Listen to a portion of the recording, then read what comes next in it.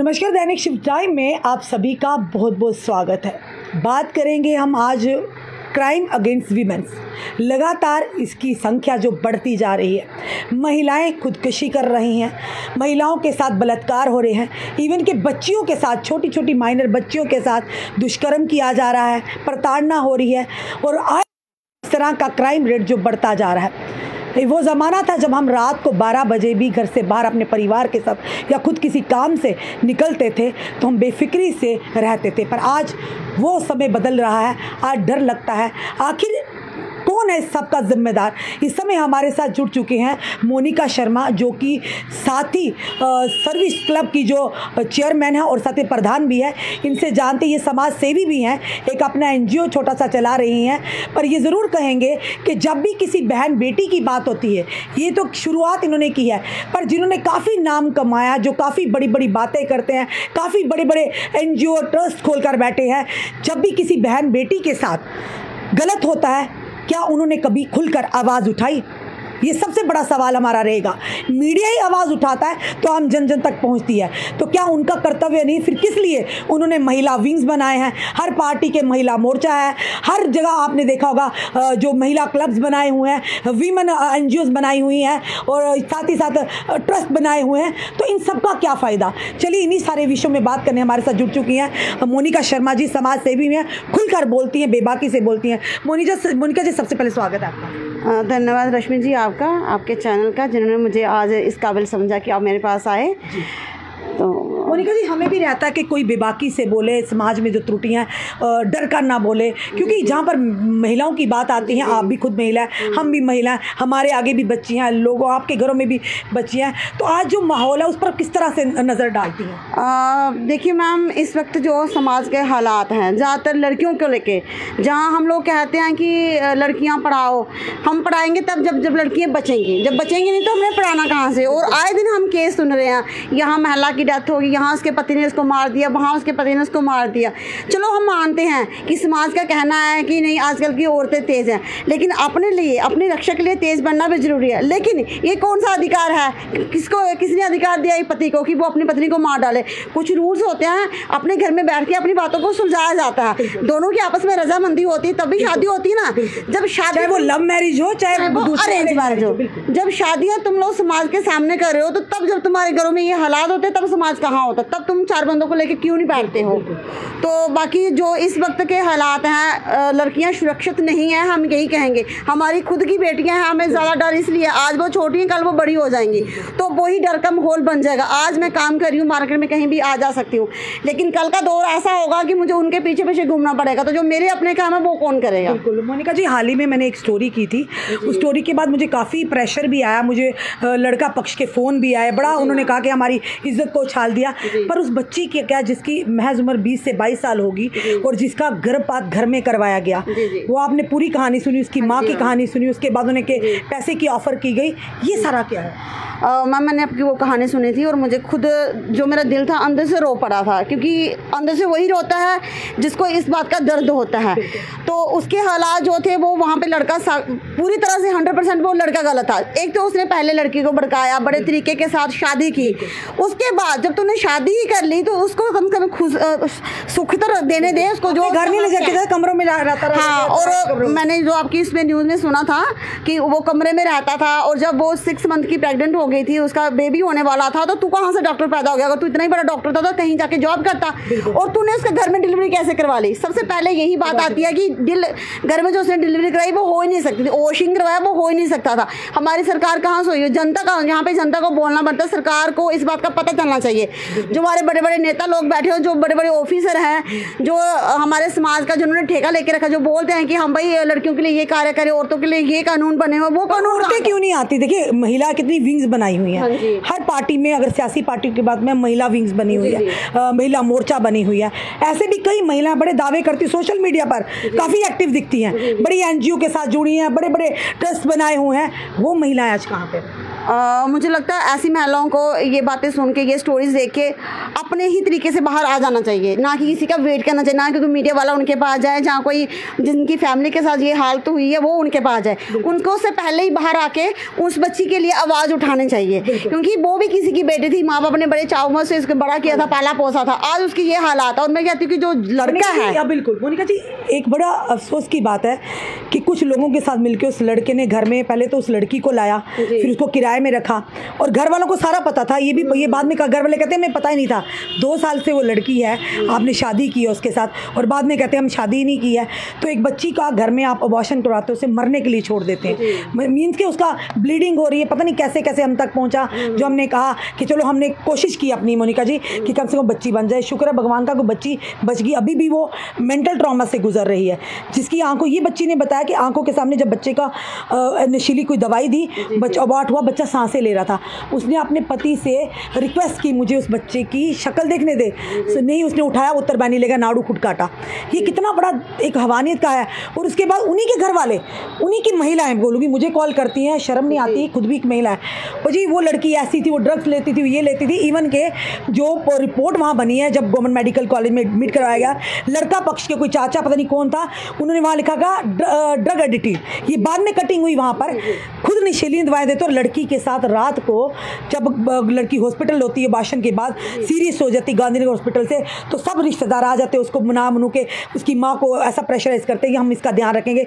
जो ही वो दरवाजे के घर के अंदर चली जाती है ससुराल में, उसके बाद ना उसके मायके वालों को अंदर जाने दिया जाता है, उसको एक कमरे में बंद रखा जाता है, उसको किचन में नहीं आने दिया जाता, उसको बाथरूम में जाती 3-3 बार बाथरूम धोए जाते। उसके बाद कोई नशीली दवाई देकर रात को उसके साथ न जाने कौन उसके शरीर के साथ छेड़खानी करता था। उस बच्ची की यहाँ पर, उसके यहाँ पर निशान पड़े हुए हैं जो हम नहीं दिखा सकते थे। तो ये कहीं ना कहीं शर्म वाली बात है, ये बहुत ही मतलब शर्मसार बात है, जो हमें नहीं, एक पूरे समाज को ही शर्मसार करती है।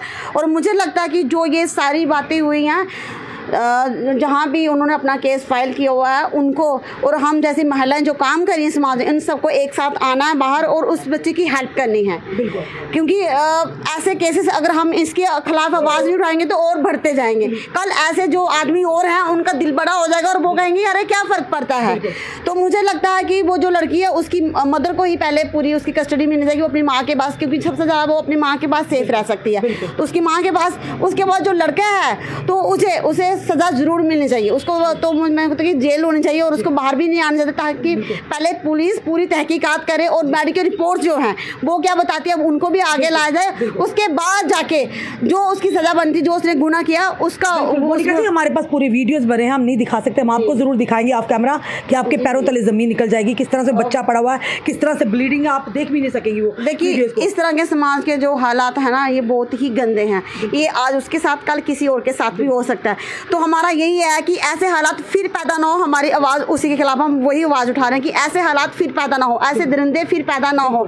और जिन उस घर में उनकी सास भी होगी, उनकी ननद भी होगी, क्या वो औरतें नहीं हैं? क्या उनको इस बात की शर्म नहीं? क्या उन्होंने बच्चे नहीं पैदा किया? अगर उनके हस्बैंड वो भी इस तरह से नाड़ू काट के बच्चे पैदा करते तो क्या वो अपना समाज आगे बढ़ा सकते थे? और वो खुद बंदा जो है, क्या वो आज इस दुनिया में होता अगर उसकी माँ ने उसके साथ ये किया होता?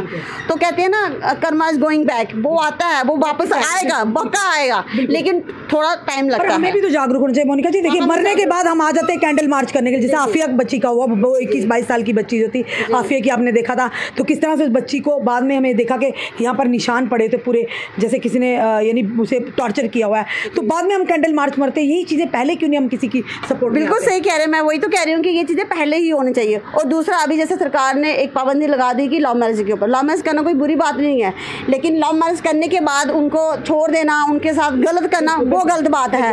कई जगह पे बहुत गलत हो रहा है, तो इसके खिलाफ सरकार को सबसे पहले आवाज़ उठानी। अगर आप लड़कियों के लिए और बड़े कानून बना सकते हो तो ऐसा एक कानून बनाओ कि यहाँ पे जब ऐसा हो तो ऑन द स्पॉट उस बंदे को सजा मिल जाए। कोई सबूत, जब उसने इतना बड़ा कांड किया तब सरकार कहाँ थी? तब वो सबूत मांग रहा था, जब हो गया तो अब लोग तुम सबूत मांग रहे हो। तो इस तरह हमारे जम्मू के अगर हालात करें, पहले आपको कभी इस तरह की चीज़ें देखी जो आज हम फेस कर रहे हैं? हाँ जी, पहले ऐसा नहीं था। जब आज से आप 10 साल पीछे चले जाओ, 7 साल पीछे चले जाओ, तो लड़कियां, हम खुद लड़कियां थे, हम कहीं भी आ जा सकते थे, हमें कोई वो नहीं था। यूनिवर्सिटी आ रहे हैं, कॉलेज जा रहे हैं, स्कूलों में जा रहे हैं, हमें कभी किसी ने आज तक ऊ करके नहीं कहा। लेकिन आज के जो हालात हैं, औरतें लड़कियां बाहर नहीं निकल सकती। गोल्ड पहनना हमारे लिए गुनाह हो गया है। क्या औरत का श्रृंगार सोना है, तो जब वो पहन के नहीं निकल सकती, पता नहीं कौन आपके केस तो भी हुए हैं जी बिल्कुल।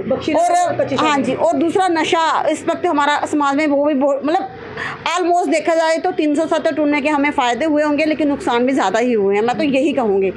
और उसके बाद जो समाज में इस वक्त एक पक्ष को देखा जाता, दूसरे पक्ष को नहीं देखा जा रहा, वो भी बहुत बड़ी, क्योंकि अमीरी गरीबी बनी हुई है। लेकिन यहाँ पे ये हालात हो गया है कि अगर कोई ज़्यादा अमीर है उसकी बातों को दबा दिया जाता है। वो ये कहता क्या हो जाएगा, मैं आगे चढ़ाऊँगा, सब खत्म हो जाएगा। लेकिन जब हमारी सरकार, हमारी डिपार्टमेंट, हमारी पुलिस ये सब नहीं देखेगी तो मुझे नहीं लगता ये आगे बढ़ पाएंगे। क्राइम को कम करना जरूरी हो गया, और जो क्राइम बढ़ रहे हैं उनकी ओर ध्यान देना सरकार का काम। उस बच्ची की जिसकी हमने स्टोरी की थी, वो दुबाना में फिलहाल ये जरूर कि रातों रात FIR लगी उस बच्ची की, और उसके जो जितने भी लोग थे उन्हें फिलहाल लड़का भी अरेस्ट है और उसके चाचा जी को भी अरेस्ट किया। पर ये कहेंगे SP जो रूरल है ब्रिजेश जी, चौकी इंचार्ज जो पौनी चाका दुमाना के जो टीम, उन्होंने अच्छा कार्य किया। इसी तरह से तीव्र कार्रवाई होनी, अन्यथा लोग जीते जी ही मर जाते हैं अंदर ही अंदर। जी हाँ जी मैम, बिल्कुल। उन्होंने जो भी किया, मुझे लगता है अपने साथ बड़ा अच्छा कार्य किया। और मैं समाज को ये मैसेज देना चाहूँगी कि जो औरतें ये मेरा और आपका ये इंटरव्यू देख रहे हैं, और आप वैसे भी बड़ी अच्छी एक मतलब वो है कि हर किसी के साथ सपोर्ट, लड़कियों की ज़्यादा मैंने देखा आप सपोर्ट करती हैं, तो मैं समाज से ये कहूँगी कि हमें उस लड़की का साथ देना है।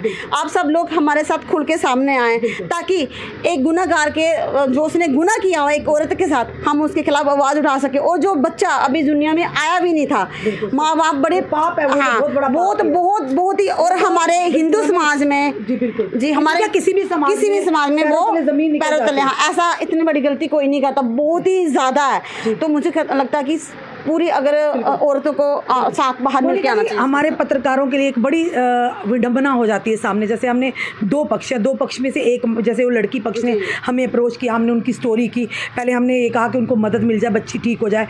विमेन सेल की SHO भी वहाँ पहुँची, सारी टीम पहुँची, हमने उन तक ये बात ले पहुँचे, कार्रवाई भी हुई। पर वही लड़का पक्ष हमें बार बार धमका रहा था फ़ोन कर करके कि आपने हमारी इज्जत को उछाल दिया, आपने एक तरफ की स्टोरी की। तो हमने उनको कहा कि आप भी अपना तथ्य लेकर आ जाए, तो हम आपकी भी स्टोरी कर देंगे। आपको अगर लगता है लड़की गलत है, हम सही हैं। पर वो आए नहीं, पर बार बार हमें फ़ोन करके परेशान किया जा रहा था, तंग किया जा रहा था। फिर जब हमने एक बार कहा कि अगर आप बार बार हमें तंग करेंगे, परेशान करेंगे, तो हम आपके खिलाफ कंप्लेन करेंगे। उसके बाद उन्होंने कहा क्या मैसेजेस किए थे, यानी इतने चालाक बनते हैं लोग, उन्होंने उन मैसेजेस को डिलीट कर दिया। शुक्र है कि मैंने पहले ही, हमें पता है सतर्क रहना पड़ता है, स्क्रीनशॉट ले लिए थे। तो कहीं ना कहीं ये होता है, जिनके हम हक में करते हैं, जिनकी स्टोरी लाते हैं, वो तो हमें दुआएं देते हैं, बाद में दूसरे लोग हैं वो हमके खिलाफ, हमारे खिलाफ होते हैं, गंदे गंदे कमेंट्स करेंगे, हमें परेशान करेंगे। देखो रश्मि मैम, सत्य की हमेशा जीत होती है, और आप हमेशा सत्य के लिए लड़ते हो, तो इसके लिए मैं आपका धन्यवाद करती हूँ। आप हम आम औरतों के साथ खड़े हो। तो जहाँ तक उन्होंने मैसेज किए वो किया, अगर उनके पास सच्चाई थी तो वो सामने आते ना, फिर उनको डरने की क्या ज़रूरत थी। डर वहाँ होता है जहाँ पे झूठ होता है। तो मुझे लगता है कि उनके पास कोई सच्चाई नहीं थी, इसलिए वो डर रहे हैं। अगर वो इतने ही सच्चे होते तो वो बच्ची को ऐसा क्यों मारते, अगर वो इतने ही सच्चे होते तो जो बच्ची थी वो सहमी हुई क्यों है। ये चीज़ें तो देखने वाली हैं। हम भी शुक्रिया करते हैं मोनिका जी का, ये पहली महिला है जिन्होंने उस केस के बाद हमें अप्रोच किया। उन्होंने कहा रश्मि जी, हम भी अपनी बात रखना चाहते हैं उस परिवार तक, कि हम उस परिवार के साथ शाना बचाना करें, जहाँ भी उनको हमारी ज़रूरत होगी हम उस परिवार के साथ, उस बच्ची के साथ है, उसके साथ अन्याय नहीं होना। हम शुक्रिया करते हैं। इन्होंने कोई बड़ा तामझाम नहीं किया अपनी NGO का, इन्होंने बखान नहीं किया है, कोई वीडियोज़ नहीं डाली हैं, फ़ोटो नहीं डालते रोज़, पर हाँ ज़मीनी स्तर से ज़रूर जुड़े हैं। जब भी हमने देखा किसी महिला को ज़रूरत पड़ी है, ये ऑफ कैमरा ही जाके मदद करती हैं, हमें हर चीज़ की खबर होती है। पर सबसे पहले इनका फ़ोन आया हमें कि रश्मि जी, हमने उस बच्ची को सपोर्ट करना है, और महिलाओं से भी निवेदन करना है कि आप भी इस मामलों में, ऐसी चीज़ों में एक साथ हो जाइए, ताकि आने वाले समय में कोई भी इस तरह की हरकत करना तो दूर, हिमाकत करने की सोचे बिना। धन्यवाद मोनिका जी, आपका भी धन्यवाद मैम आपका। चलिए, ये थी हमारे साथ मोनिका शर्मा, जो कि बताना चाहेंगे आपको एक समाज सेवी हैं, और हर जगह जहाँ पर भी महिलाओं के साथ अभद्र व्यवहार होता है, उनके साथ गलत होता है, तो मोनिका शर्मा ही एक महज है जो पहुँच जाती है। भले ही इनका बड़ा NGO नहीं है, फिर से कहेंगे, भले ही इनका तामझाम नहीं है, भले किसी की पार्टी के साथ नहीं है, पर हाँ ये आम जन के साथ जुड़ी है, आम महिला के दर्द को समझती है। समझती हैं, हम बच्ची के दर्द को समझती हैं, क्योंकि खुद भी महिलाएं, इनके आगे भी बच्चियाँ हैं। तो कहीं ना कहीं हमें मिलकर महिलाओं को ही आगे आना होगा। क्राइम अगेंस्ट वुमेन के खिलाफ एक लड़ाई लड़नी होगी जो सही हो। ये भी नहीं हम कहते कि कोई गलत अगर महिला हमारे पास आती है तो गलत बोलती, उनका हम साथ नहीं देंगे। अगर आप सही हैं तो हम आपके साथ हमेशा खड़े हैं। मोनिका जी जैसी महिलाएं भी आपके साथ खड़ी हैं, आप कदम तो बढ़ाइए। फिलहाल आपका क्या कहना है इस वीडियो को देखकर? अपने कमेंट, अपने सुझाव हमें ज़रूर दीजिए। और ख़ास करके उन महिलाओं के लिए जो NGOs खोल कर बैठी हैं, जो बड़े बड़े पद लेकर, पोस्टें लेकर बैठी हुई हैं, बड़े बड़े यानी कि ट्रस्ट खोल कर बैठी हुई हैं, बड़े बड़े संगठन बनाकर बैठी हुई हैं, तो जब ऐसी कोई बात आती है तो आपकी बोलती क्यों बंद हो जाती है? ये उन महिलाओं के लिए है। तो किसी दिन अगर हमें समय मिला ना, हम उनको भी एक्सपोज करेंगे। जो महिलाएं के परेशान हैं, उनसे फ़ीस मांगती हैं, आइए हम आपको एडवाइस देते हैं, आपका साथ देंगे, पर आप फीस दीजिए। शर्म आती है। अगर आपने समाज सेवा करनी है तो फ्री की करिए, कम से कम लोगों के साथ चलने की हिम्मत तो रखिए, जैसे मोनिका जी करती हैं। अपने कमेंट, अपने सुझाव हमें दीजिएगा। इस वीडियो को जितना सके शेयर कीजिए। जुड़े रहिए हमारे साथ अगले अपडेट के लिए। जय हिंद, जय भारत।